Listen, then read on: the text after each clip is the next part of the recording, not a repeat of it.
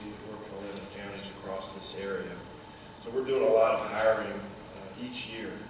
Each year we hire about 50 to 55 people just to keep the workforce intact. So I've looked through a lot of resumes, I've looked through a lot of applications. I don't look through all of those, but I do get to look through quite a few of them. And I look for patterns or certain things that I look for when we're trying to find the best individuals to help us do what? But complete our mission. That's what the employer wants. It's what you want if you want a job there.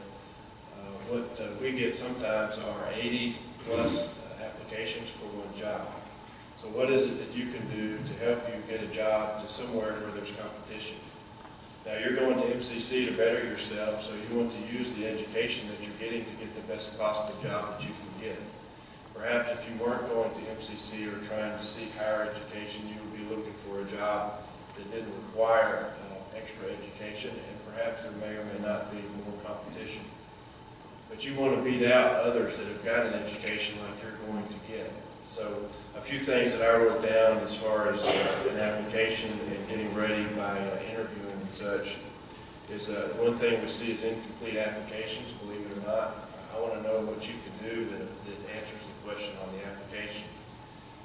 If you're a secretary and you know a little bit about computers, obviously something like that, you would put what type of software that you can run.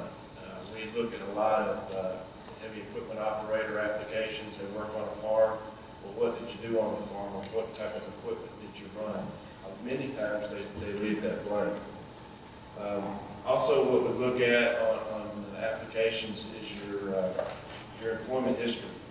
Obviously, if you're in school and out of school, intern jobs such as that, you're going to be in and out of jobs. We can recognize that. But when you're not, it's good to have an employment history that runs concurrent with one job after the other.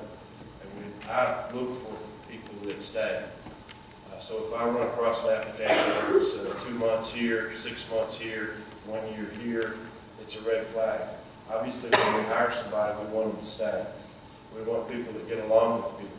Getting along with people many times is just as important as what you're learning here at MCC.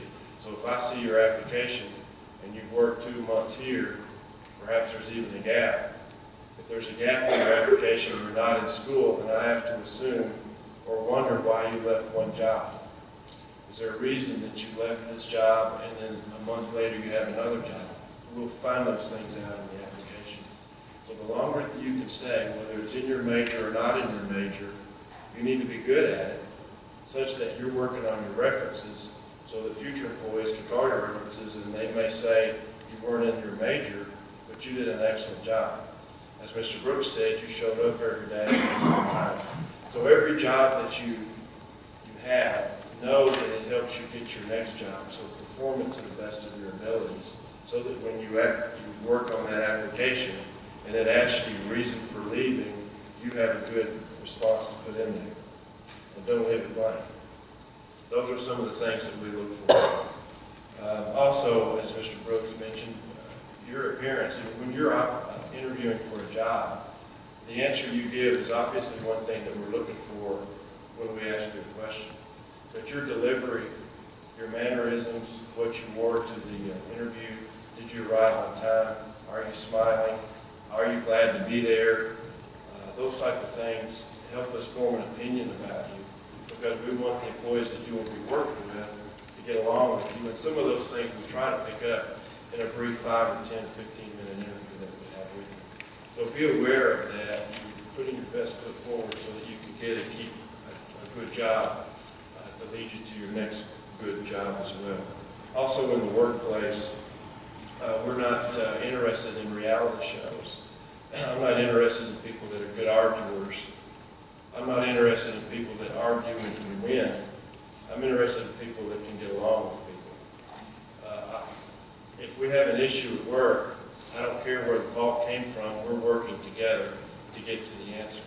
Also, when you deal with people, you want to be courteous and kind such that you build a relationship with them. Because as young as you are and just beginning on your career in the future, you'll never know when you're going to run into that person again or when you'll need them to help you with your current job. So the network that you build throughout your life will pay dividends and they'll form an opinion being able to get along, attitude is everything. Are you humble?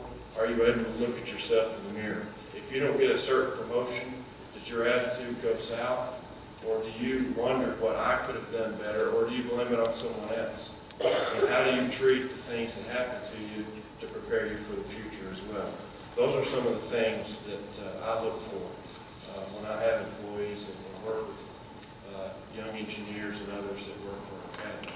Another thing I wanted to point out was email etiquette. You know, when I get an email, I'd like for you to have complete sentences and good grammar. I'd like you to be able to spell. We're in a professional workforce here, and I want you to join us. I'm not looking at a text. I don't want an LOL and that sort of thing unless we're good friends at work. And I want to be able to read and understand what you're saying. A lot of times when I'm dealing with people, I will, and this is a little bit of advice that I've learned from, it's good as you can take a break or go to lunch or this and that. It's a difficult email where you've got to get it just right, or perhaps they wrote you an email that made you a little bit disturbed. You don't need to lash back. A lot of times I'll let it set overnight or over lunch. When you look at it after you've given it a break, you can find those mistakes. You can understand what the reader thinks as they're reading it, and then you can tone down your emotions in it as well. Again, you don't want to destroy relationships. When I think of relationships, I think of my family, and then I think of my work relationships. If I'm rude to my family, we'll all get over it. If I'm rude to my coworkers, you may have damaged that relationship for a long time.